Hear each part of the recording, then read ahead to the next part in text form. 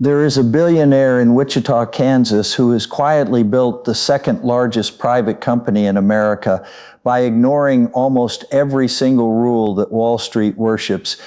While you are busy refreshing your phone to see if your tech stocks went up today, Charles Koch is looking at a timeline that spans 50 years, not 50 minutes. If you are investing like a day trader going into 2026, you are positioning yourself to be the victim of the greatest wealth transfer of our lifetime. But if you learn to invest like an industrialist like Koch, you can build a fortress that no recession can touch. The strategy that made you feel smart in 2021 is exactly the strategy that will bankrupt you in 2026. And today we are going to dismantle that strategy piece by piece and replace it with the brutal, effective philosophy of market-based management. You have to understand that the financial world is currently divided into two camps, the gamblers and the builders. For the last decade, the gamblers have won. They bought things that had no earnings, no assets, and no reality, and they got rich because money was free. But Charles Koch didn't play that game. He kept buying refineries, he kept buying paper mills, he kept buying pipelines, and he kept investing in raw materials. Why? Because he knows a secret that most modern investors have forgotten. Eventually, the world remembers that it needs physical things to survive. As we approach 2026, we are moving from an economy of bits and bytes to an economy of atoms and molecules. And if your portfolio is 100% digital, you are holding a lottery ticket that is about to expire. The first lesson from the Koch philosophy is something called creative destruction. And this is where most of you are going to get hurt. Koch believes that if you are not actively destroying your own business model to make it better, a competitor will come along and destroy it for you. In the stock market, this means the safe blue chip stocks you are holding, the legacy car companies, the old school banks, the bloated conglomerates are not safe. They are dead men walking. By 2026, the speed of innovation, specifically in AI and robotics, is going to murder companies that are slow. Koch Industries stays private, so they can ruthlessly cut off dead limbs without worrying about what quarterly earnings look like. You need to do the same with your portfolio. If you are holding a stock just because it pays a dividend, but the underlying business is shrinking, you are drinking poison. You need to ruthlessly cut the losers before the market realizes they are obsolete. We need to talk about the concept of virtuous cycles versus vicious cycles. In the Koch worldview, you only make good profit if you are creating value for society that people voluntarily pay for. Bad profit comes from subsidies, government favors, or trapping customers. Entering 2026, with government debt spiraling and tax revenues struggling to keep up, the era of corporate welfare is going to hit a wall. Companies that rely on government handouts to survive, think about certain green energy sectors that can't compete without tax credits, or healthcare giants that rely purely on obscure regulations are going to suffer. You want to invest in businesses that would survive if the government disappeared tomorrow. That is the ultimate stress test. If a company needs a subsidy to exist, it is not an investment, it is a charity case, and you cannot afford charity in 2026. Let's apply the Koch mindset to the cost of capital. For 40 years, money got cheaper every year. This allowed inefficient businesses to survive because they could just borrow more money to pay off old debts. Charles Koch runs his empire with very low leverage relative to his assets because he respects the power of debt to destroy you. In 2026, we are looking at a world where interest rates are structurally higher. The zombie companies, the ones in the Russell 2000 that haven't made a profit in 3 years, are going to face a maturity wall. They will try to refinance their debt and the banks will say no. These companies will go to zero. You need to audit your portfolio right now. Do the companies you own have more cash than debt? If the answer is no, you are taking a risk that Charles Koch would never take. The media tells you that volatility is risk. If the stock market goes down 10% tomorrow, the news screams risk. Charles Koch views risk differently. To him, volatility is opportunity. Risk is the permanent loss of capital. This is a critical distinction for 2026. If you own a high-quality asset like a copper mine, a fertilizer plant, or a dominant software platform, and the price drops 20% because of a panic, that is not a risk. That is a sale. The Koch philosophy is to hoard cash during the good times so you can buy the assets of the foolish people during the bad times. Right now, are you hoarding cash or are you fully invested because you have fear of missing out? If you have no cash, you have no options. In 2026, cash will be the most valuable asset because it buys you freedom when everyone else is forced to sell.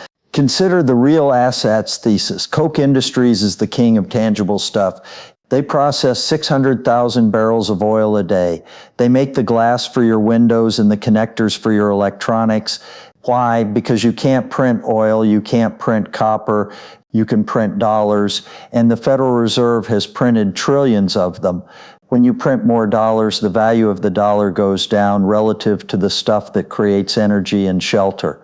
In 2026, as the consequences of the 2020 to 2024 money printing really settle into the economy, we are likely to see stagflation, slow growth with sticky inflation. In that environment, the best performing assets are commodities and industrial materials. The worst performing assets are long duration government bonds. If you are holding a 30-year Treasury bond, you are betting against the math of the universe. You are betting that the government will stop spending money. Charles Koch doesn't bet on miracles, he bets on reality. One of the most powerful mental models from Koch is comparative advantage. This means focusing strictly on what you are best at and outsourcing the rest. As an investor, you need to be honest with yourself. Are you better at picking stocks than a hedge fund with a billion-dollar AI algorithm? Probably not. So why are you trying to day trade? Your comparative advantage is time horizon. The hedge fund has to show a profit every month to keep their clients. You don't. You can buy a beaten down asset and sit on it for 5 years. That is your edge. In 2026, the volatility is going to shake out all the short-term traders. If you can simply not sell, if you can simply hold good assets through the storm, you win by default. It is about having the stomach, not just the brain. Let's talk about principled entrepreneurship. Koch emphasizes that employees should act like owners. When you look for stocks to buy for 2026, look for founder-led companies. Look for companies where the CEO owns a massive amount of stock. When the CEO is just a hired gun collecting a paycheck, he will make decisions to boost the stock price for this quarter so his bonus checks clear. When the CEO is the founder, he will make decisions to ensure the company exists in 20 years. Founder-led companies historically destroy the S&P 500 in terms of returns. In a crisis, you want a captain who goes down with the ship, not one who jumps on the first lifeboat with a golden parachute. There is a trap waiting for you in 2026 called the index fund bubble. Now, I know index funds are supposed to be the holy grail, and for 30 years they were. But Charles Koch would look at the S&P 500 today and see a distortion. The index is weighted heavily towards just a few massive tech companies. If you buy the S&P 500, you aren't diversifying, you are concentrating into the most expensive stocks in history. If those 5 or 6 companies stumble, the whole index crashes. Koch believes in diversification across asterisks, uncorrelated asterisk risks. He owns energy, he owns agriculture, he owns technology, he owns real estate. If tech crashes, his energy holdings might boom. You need to build your own personal index fund that isn't just the top 10 most popular stocks in America. You need exposure to things that go up when the dollar goes down. We also have to discuss the regulatory moat. Koch Industries spends a lot of time and money dealing with regulations. While they advocate for free markets, they are masters at navigating the complex rules that crush smaller competitors. In 2026, regulations on AI, crypto, and energy are going to get tighter, not looser. When you are analyzing a business, ask yourself, can 2 guys in a garage disrupt this? If the answer is yes, be careful. If the answer is no, because you need 50 permits and $1 billion in capital to build a factory, that is a Koch-style moat. Physical barriers to entry are better than digital ones.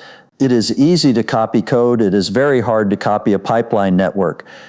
Let's pivot to the psychology of intellectual honesty. One of the core pillars of MBM market-based management is admitting when you are wrong immediately. Most investors hold on to losing positions because their ego won't let them sell. They say, "I'll sell when it gets back to break even." That is vanity, not investing. If you bought a stock and the story changed, if the earnings collapsed, if the management lied, if the product failed, sell it. Take the loss, clear your mind. In 2026, the markets are going to punish stubbornness. If you are holding on to a thesis that was true in 2021 but is false in 2026, you are going to get slaughtered. You have to be fluid. You have to challenge your own beliefs. Here is a specific warning about the green transition. Koch is obviously an oil guy, but he invests in technology too. The warning here isn't to avoid green energy, it's to avoid the hype of green energy. Many companies promise that by 2025 or 2026 they would be fully electric or carbon neutral. The reality is setting in. The transition is expensive, slow, and resource intensive. The demand for fossil fuels is actually going asterisk up, asterisk not down, because developing nations want electricity. The investment opportunity for 2026 might not be the solar panel maker, but the natural gas company that provides the baseload power when the sun isn't shining. It's the pick and shovel play. Don't invest in the ideology, invest in the physics of energy. Let's look at the talent density concept. Koch hires based on values and contribution, not just credentials. In the corporate world of 2026, AI is going to replace the mediocre middle management. The companies that will thrive are the ones that run lean and mean. When you look at a company's balance sheet, look at their revenue per employee. If that number is dropping, they are bloated. If that number is rising, they are leveraging technology correctly. You want to own the companies that are doing more with less. Efficiency is the only defense against inflation. If a company can't raise prices, they must cut costs. If they can't cut costs, they die. Charles Koch also focuses heavily on knowledge networks. He knows that nobody knows everything. He builds networks of experts. You need to do this. Stop getting your financial advice from 60-second TikToks. Stop reading just the headlines. You need to read the long-form annual reports. You need to listen to earnings calls. You need to understand the supply chain. If that sounds like work, it is. That is why the wealthy stay wealthy. They treat capital allocation as a job. If you treat it like a casino, the house always wins. In 2026, the easy money is gone. The smart money is the only money left. Think about the geopolitical landscape through the eyes of an industrialist. The world is deglobalizing, supply chains are breaking. Koch Industries has always had a massive domestic footprint in the USA. The trend for 2026 is reshoring. Manufacturing is coming back to America and Mexico because relying on China is becoming too risky. Who benefits from this? The construction companies building the factories, the trucking companies moving the goods, the railroads. These are boring businesses. They are not sexy. They don't have cool apps, but they are going to see a decade of growth as America rebuilds its industrial base. This is the Koch trade, betting on American industry, not American consumerism. What about debt? I mentioned corporate debt, but what about your debt? Charles Koch hates being beholden to anyone. If you have high-interest credit card debt, you are an indentured servant to the bank. You cannot invest your way out of 25% interest. Before you buy a single stock for 2026, you need to clear the decks. You need to be liquid. When the recession comes and the economic cycle guarantees it will eventually, the person with zero debt and cash in the bank is the king. You can buy your neighbor's house for half price. You can buy stocks at a PE of 10 instead of 30. Liquidity is power. Now imagine a scenario in 2026 where the stock market is flat, no gains, just chop. How do you make money? Dividends. But not just any dividends, growing dividends. Koch loves businesses that generate cash flow. You want companies that have raised their dividend for 20 years straight. These are the dividend aristocrats. In a flat market, a 4% dividend yield is your lifeline. It is real cash hitting your account that you can reinvest to compound your wealth. Growth stocks are a promise of future money. Dividend stocks are a delivery of present money. In an uncertain 2026, take the present money. There is a philosophical point here about humility. Charles Koch often talks about how much he doesn't know. He experiments, he tries things. If they fail, he kills them fast.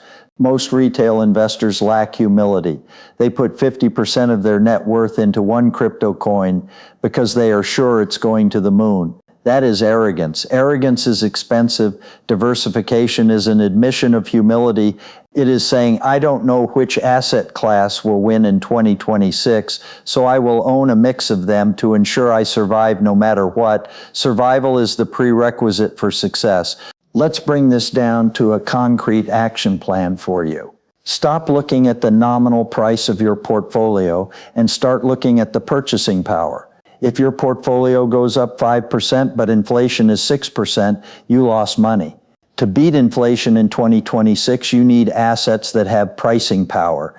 This means if their costs go up, they can raise prices on their customers without losing them. Who has pricing power? Companies that sell essentials. The water company, the waste management company, the pharmaceutical company. Who lacks pricing power? The company selling $1,000 sneakers or luxury vacations. When the consumer gets squeezed, the luxury gets cut first. Invest in the things people need not the things they want .